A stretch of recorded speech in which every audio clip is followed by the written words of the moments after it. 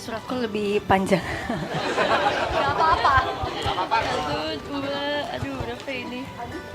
Banyak sekali. Oke.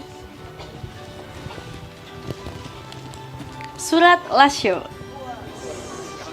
Judulnya gitu. Aku nulisnya gitu. Saking lama dan banyak hal yang terjadi selama 10 tahun ini, aku bingung mau nulis apa. Sebenarnya terlalu banyak yang bisa aku ungkapkan, tapi semoga dengan surat ini aku bisa menceritakan seorang Shani di JKT48. 15 Maret 2014, final audisi generasi 3. Pada saat itu, aku berusia 15 tahun. Masih kecil dan gak tahu apa-apa. Aku daftar JKT48 karena diajak temen. Dan kebetulan aku suka banget SNSD waktu itu. Jadi pikiranku cuma sekedar, wah ternyata di Indo ada juga ya kayak mereka. Aku mau daftar. Aku nggak tahu juga kalau JKT48 sebelumnya udah ada 2 generasi. Jadi semenjak daftar aku baru mencari tahu JKT48 itu apa sih dan kayak gimana. Tapi karena aku tinggal di Jogja, aku harus bolak-balik selama proses audisi. Hari Kamis sampai hari Minggu aku di Jakarta. Minggu malam habis latihan langsung pulang ke Jogja. Senin sampai Rabu sekolah. Kayak gitu terus sampai final audisi. Di awal masuk juga masih bolak-balik sambil ngurus pindahan. Terima kasih untuk keluargaku dan mama yang selalu support dan nemenin aku. Jadi waktu itu aku juga di JKT48 sempat skip beberapa kegiatan. Ketinggalan beberapa lagu di Pajama Drive dan harus ngejar sendiri waktu itu. Di awal perjalanan aku emang gak punya ambisi. Cuma menjalankan kegiatan dengan happy, seneng, kumpul sama temen, dan beradaptasi di lingkungan baru yang menurutku ya ini menyenangkan gitu, ini seru banget. Sampai akhirnya aku tahu kalau di JKT48 ternyata gak segampang itu. Banyak persaingan yang harus dengan niat juga. Tanggung jawab, profesional, dan jadi dewasa dibandingkan anak-anak seusianya. Kalau kamu mau maju dan terlihat, ya harus usaha lebih. Mau cerita beberapa momen yang gak bisa aku lupakan. Di sini aku ngerasa bahwa oke, aku mau berubah menjadi seorang Shani yang baru, Shani yang lebih baik lagi, dan membuktikan ke orang kalau aku bisa. Pertama, waktu event mulai sekarang sungguh-sungguh generasi 3. Beberapa hari sebelum event aku dikasih tahu harus jadi backup salah satu member dan pindah blocking karena satu dan lain hal. Padahal udah latihan semua lagu, tapi aku harus pindah. Tapi untungnya aku bisa. Dan event pun berjalan dengan lancar. Selesai latihan, aku baca mention dan juga review. Zaman dulu masih pakai Google Plus yang sangat panjang itu.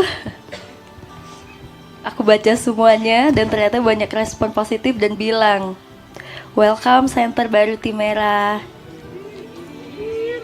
Selamat datang center baru dan semacamnya. Aku benar-benar ngerasa diapresiasi di situ. Yang tadinya bukan center, ketika membaca itu timbul perasaan, oh kayak gini ya rasanya dilihat orang. Oh kayak gini ya rasanya ada di tengah. Dan mulai disitulah aku termotivasi dan pengen merasakan hal itu lagi. Setelahnya aku semakin semangat dan dipercaya buat jadi backup nomor 1 di Pajama Drive dan juga backup setlist tim J dari Kano Tamini. Aku sering perform bareng senior dan dapat banyak banget pembelajaran dari Kano Tamini juga.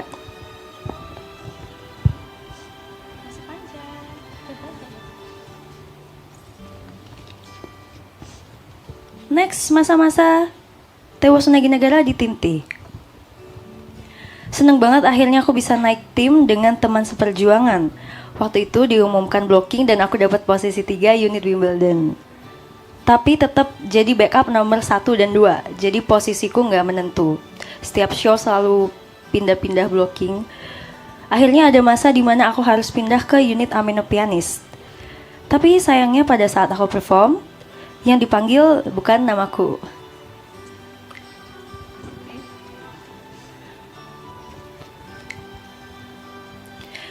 Melainkan nama member lain yang bahkan udah nggak di JKT48 lagi.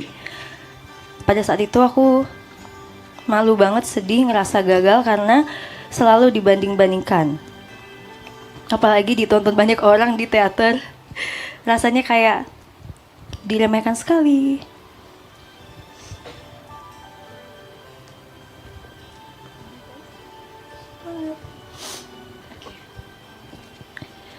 Itu nggak cuma satu kali show, tapi terjadi selama beberapa bulan. Aku harus menahan semua perasaan itu dan nggak bisa nunjukin di stage.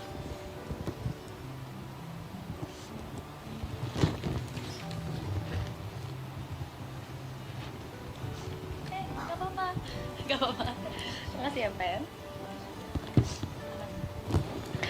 Setiap sebelum unit, aku pasti bawa stand mic ke depan kaca di belakang, yang sebetulnya waktu itu nggak boleh.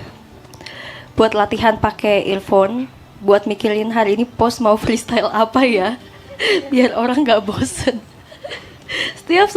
Selalu aku setiap show, gimana ya biar hari ini beda gitu. Aku selalu takut hari ini yang dipanggil siapa ya. Kok aku mikir kayak gitu. Pokoknya di momen ini aku sering nangis kalau habis show. Selalu mikir, apakah aku emang sejelek itu ya gitu. Aku selalu minta review staff dan juga fans, tapi kepikiran omongan orang. Di sisi lain kesel sama diri sendiri dan rasa percaya diriku sangat gak stabil pada saat itu. Sampai akhirnya ada salah satu staff yang kata-katanya aku ingat sampai sekarang, dan itu yang bikin aku bangkit di masa-masa terakhir TWT. Dia ngomong, Kak Putri,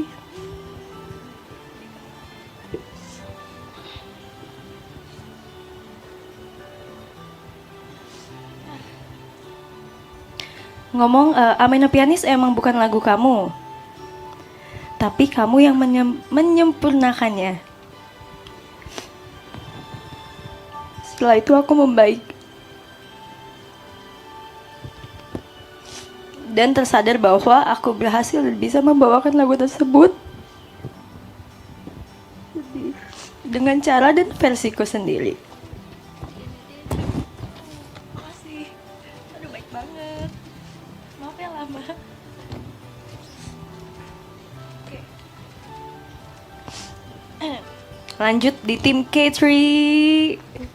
K. Apa? Oke. Tim yang penuh tantangan. Aku benar-benar mencurahkan semuanya dan menghindari hal-hal yang gak mengenakan.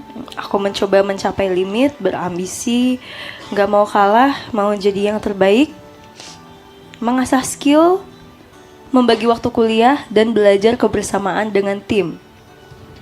Semua pokoknya aku dapetin di K3, dan disinilah aku juga sering memaksakan diri. Yang paling aku ingat adalah momen saat event perayaan ENIF Gen 3 yang ke-5 tahun. Karena kita udah di tim masing-masing, makanya pengen banget bikin event bareng lagi. Tapi tiba-tiba beberapa hari sebelumnya, aku terkena musibah di mana kakiku luka dan harus dijahit. Iya kan? Iya.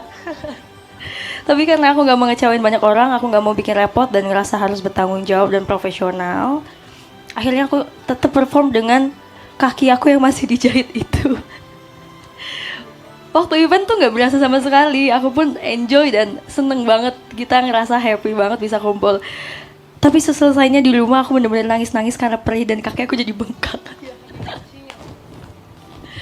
Aduh, itu gak mungkin juga aku ngomong di sosial media dan cerita ke kalian semua. Jadi waktu itu aku cuma bisa nerima aja karena ini udah terjadi. Habisnya aku juga dimarahin sama dokter karena pengobatannya jadi lama. Aku pun tetap kuliah dan teater Sakagari meskipun gak ikut semua lagu. Sampai sekarang bekas lukanya masih ada. Ini adalah salah satu pengorbanan yang gak bakal aku lupakan. Meskipun salah dan jangan ditiru, gak boleh, please jangan banget. Aku pun juga heran kenapa dulu aku kayak gitu. Tapi bener-bener aku bisa merasakan berjuang di atas kesakitan, salah satunya adalah di momen ini.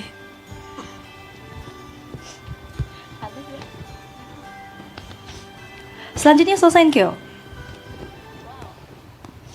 Event yang paling ditakutin ya sepertinya. Sebenarnya aku gak suka suasananya.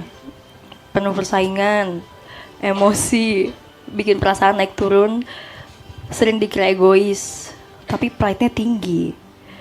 Aku yang cinta damai ini bingung harus nanggepinnya kayak gimana karena hati nggak tenang. Tapi berkat Sosenkyo aku bisa lihat gimana usaha-usaha fans aku. Mereka sangat solid dan mau maju bersama. Aku bersyukur akan hal itu. Titik dimana aku harus memanfaatkan dan mempertahankan posisi. Rasanya kayak di ujung tombak. Pilihannya antara kamu stay, naik atau turun. Kalau kamu naik, kamu harus banyak belajar. Tapi kalau kamu stay, susah mempertahankannya. Tapi kalau kamu turun juga susah naiknya. Aku bingung banget sama semua perasaan ini selama Sosenkyo. Tapi aku ngerasa karena kesempatannya besar, aku juga nggak mau ngelewatinnya. Setiap posisi punya cerita masing-masing. Mulai dari 32, 26, kemudian langsung naik ke 1, turun ke 2, dan naik lagi ke 1. Sungguh sebuah proses yang menegangkan. Tapi kalau diceritain detailnya, satu-satu nggak akan cukup. Tapi intinya aku gak menyesal sama sekali atas naik turunnya. Emang sulit banget, pressure-nya juga besar. Tapi itu yang paling berpengaruh untuk membentuk seorang Shania sekarang. Terima kasih, Sosenkyo. Momen terakhir adalah New Era. Jujur di awal New Era adalah poin terendah aku di JKT48. Ini cerita aja ya karena udah last show dan udah lewat juga. Aku tuh sadar ternyata bukan posisi, blocking, fans, naik turun, dan jalan cerita yang jadi titik terendah aku. Tapi momen dimana aku tersadar ternyata selama ini aku tuh gak mengenal diriku sendiri, itu adalah hal yang sangat disayangkan. Rasanya kayak, kamu ini ngapain aja selama ini, kamu ini kemana aja gitu. Terlalu banyak perasaan yang gak bisa diungkapkan juga. Aku sempat bingung harus fokus kemana, apa sih yang sebenarnya aku cari, dan aku ngejar apa. Sampai di titik dimana aku ngerasa kasihan sama diri sendiri karena terlalu banyak berjuang, sampai banyak mengorbankan ini itu. Merasa overpush ke diri sendiri, terlalu keras dan gak bisa tenang.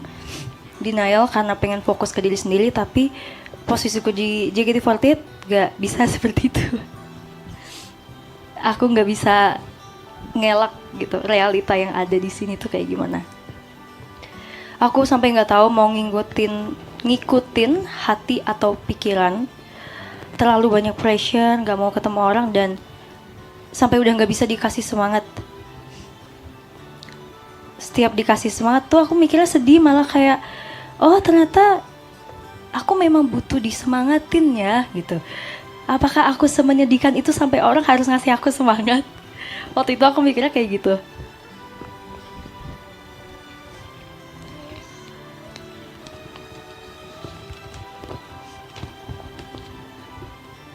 Dan kadang kan orang suka kepo. Jadi Shan itu enak ya. Tiap ngaca apa yang dirasain gitu. Enggak guys.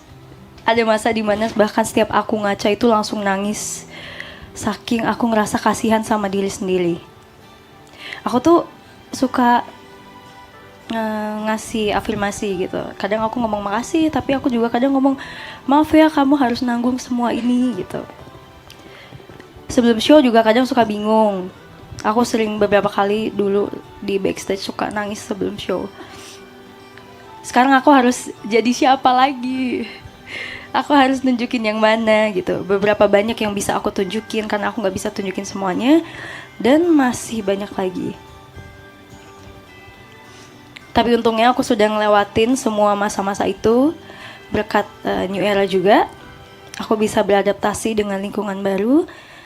Selama jadi kapten aku juga enjoy banget. Aku sangat menikmati dan bisa belajar banyak banget dari kapten 2,5 tahun belakangan ini. Aku sangat didewasakan dan sangat dikuatkan setelah bisa berdamai dengan semuanya. JKT48 juga banyak explore. Membernya mau berjuang bareng. Terima kasih adik-adik semua, kesayangan aku. Ditemani staff juga yang setia membantu dan juga fans yang makin banyak. Aku merasakan JKT48 beberapa tahun ini adalah benar-benar baru dan berbeda. Sekarang perasaanku cuma lega, gak ada rasa kecewa dan gak ada rasa kurang. Benar-benar bersyukur dan bahagia ketemu banyak orang baik dan bangga bisa survive ngelewatin semuanya. Ini adalah sedikit ceritaku, dan bagaimanapun momen bahagianya jauh lebih banyak. Mohon maaf aku gak bisa sebut satu-satu, tapi percayalah aku sangat mengapresiasi dan menghargai semua orang yang membantuku. Semua berperan di perjalananku di JKT48. Kalian orang-orang hebat yang berpengaruh juga di hidupku. Semoga JKT48 makin sukses ke depannya dengan project-project yang keren. Member juga semangat meneruskan perjalanan ini. Semangat ya adik-adik. Semangat, aku percaya kalian bisa dan kalian punya potensi yang sangat besar. Bahkan waktu aku seusia mereka aku gak kayak gitu. Jadi aku yakin kalian pasti bisa. Untuk staff, mohon dibantu anak-anak ini supaya bisa lebih explore lebih banyak lagi ya. Dan untuk fans, tolong sayangi dan jaga anak-anak ini dan disupport secara tulus. Aku bahagia banget bisa lulus di masa ini bareng sama semuanya. Terima kasih, ini adalah sebuah perjalanan yang sangat-sangat menyenangkan. Aku bukanlah Shani yang sempurna, tapi perjalananku di JKT48 yang sempurna. Semuanya aku pamit. Jangan lupa anakku. Terima kasih.